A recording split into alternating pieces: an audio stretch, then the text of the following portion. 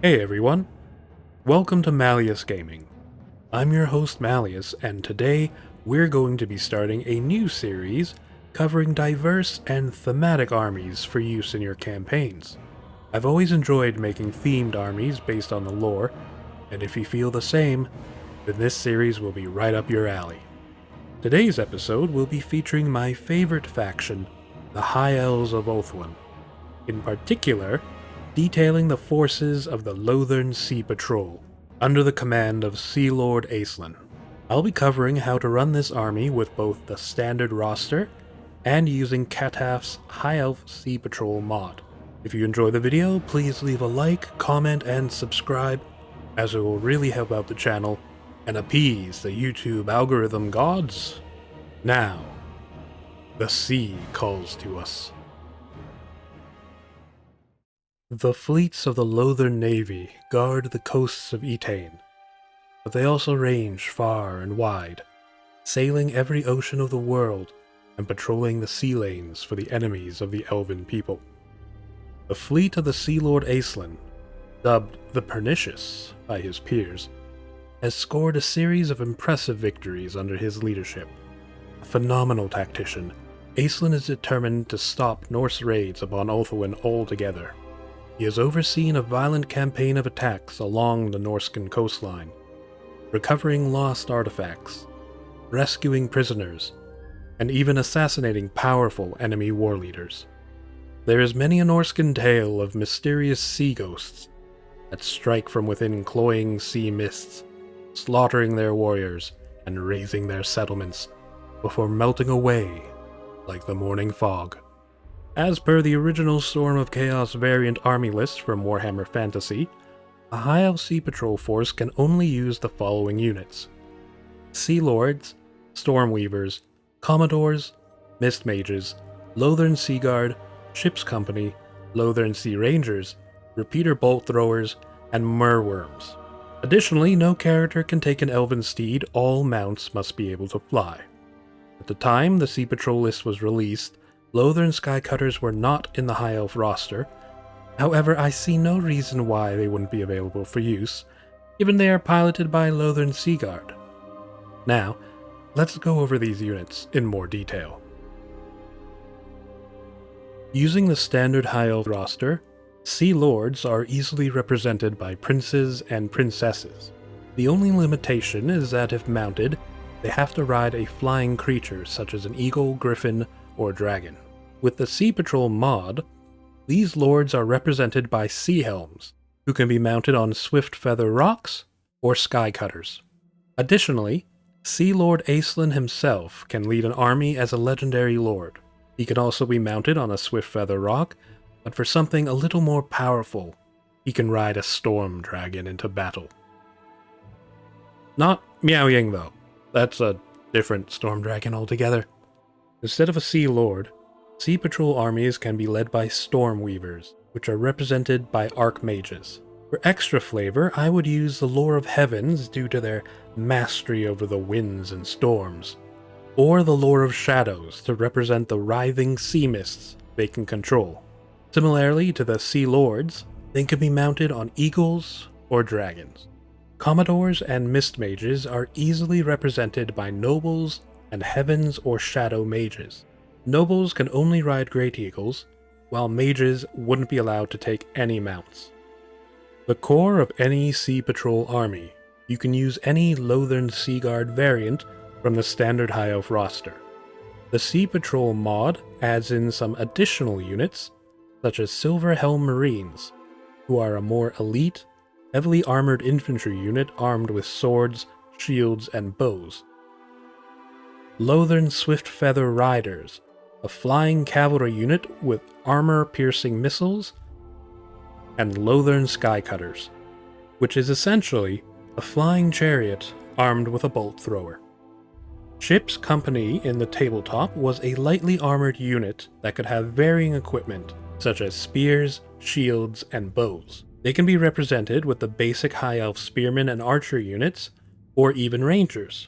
The Sea Patrol mod has the Sea Company unit, a cheap, lightly armored archer unit with shields and decent melee stats. Lothern Sea Rangers were an important unit for the Sea Patrol list. The tabletop actually required that you take a minimum of 2 of these units.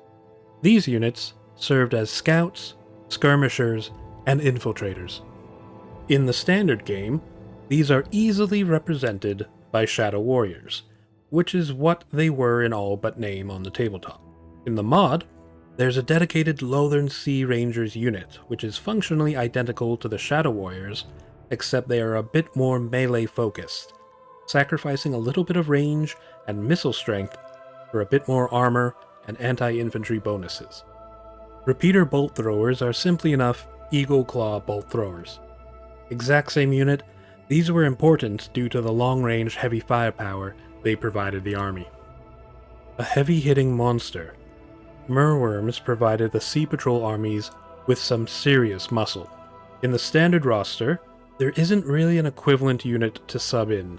You could just use any of the dragons, but Merworms couldn't fly, so it's not an exact fit. The Sea Patrol mod, however, has us covered with an actual Merworm unit.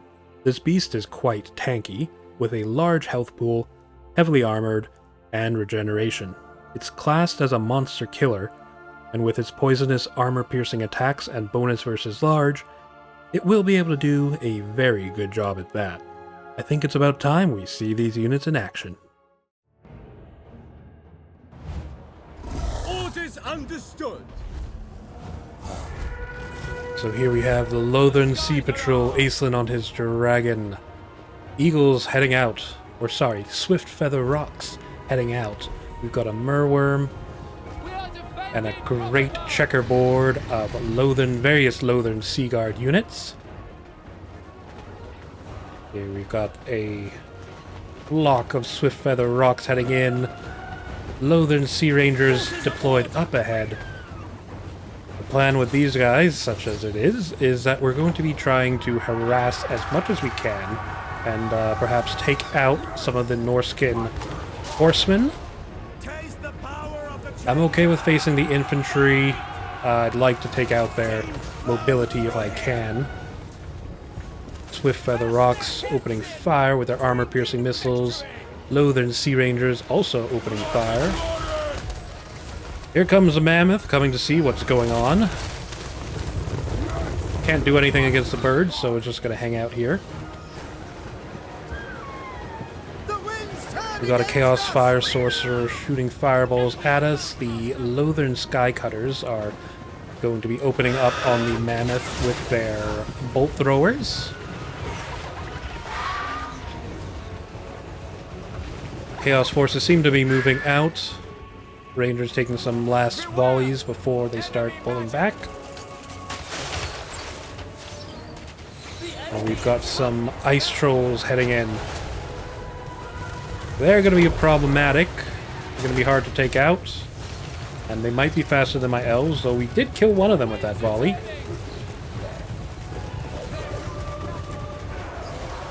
We've got a portion of the Chaos Forces heading after the Rangers, while the main body is heading towards our checkerboard.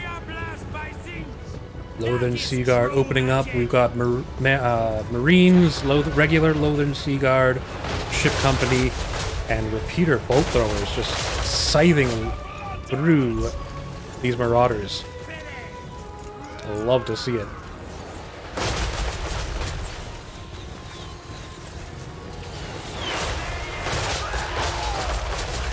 Imagine looking from this perspective, just charging in, getting shot at the whole time. Here they come. Looks like they changed their mind.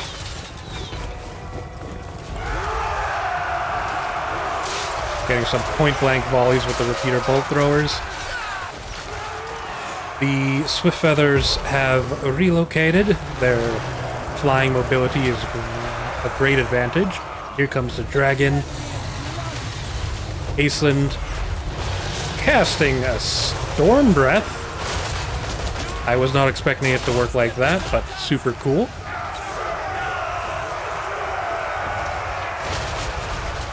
Marauder forces aren't really quite being able to get to bear with our checkerboard. Meanwhile, The Lothern Sea Rangers have been leading the Mammoths and some more Marauders off on a merry chase. Unfortunately, one of the Lothern Sea Ranger units got caught in the melee, but they'll be fine. The Swift Feather Riders have engaged a Javelin unit in melee, and they're just absolutely shredding them apart.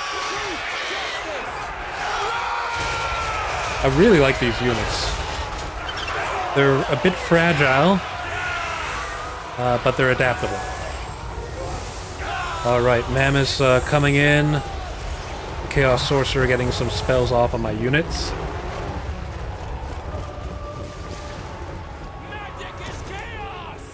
Swift Feathers relocating. Sky Cutters opening up on the... I believe this is the Marauder Lord on his Mammoth. And here comes Aislinn on his Dragon.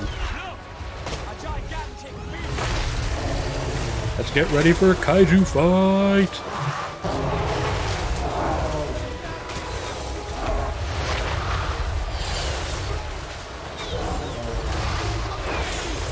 Both units very bloody already. Meanwhile, the Merworm is finally getting some action, attacking the Feral Mammoth. We've got supporting fire as well, the Feral Mammoth looking extremely bloody. And I think that's about all it wanted from this fight.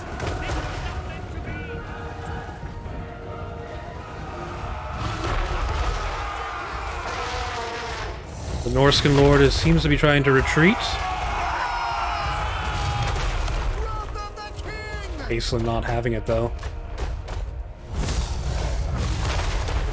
And there he goes. Down for the count. Aislinn victorious. Thank you all so much for watching, everyone. I hope you enjoyed the video. Please leave a like, comment, and subscribe, as it will really help out the channel.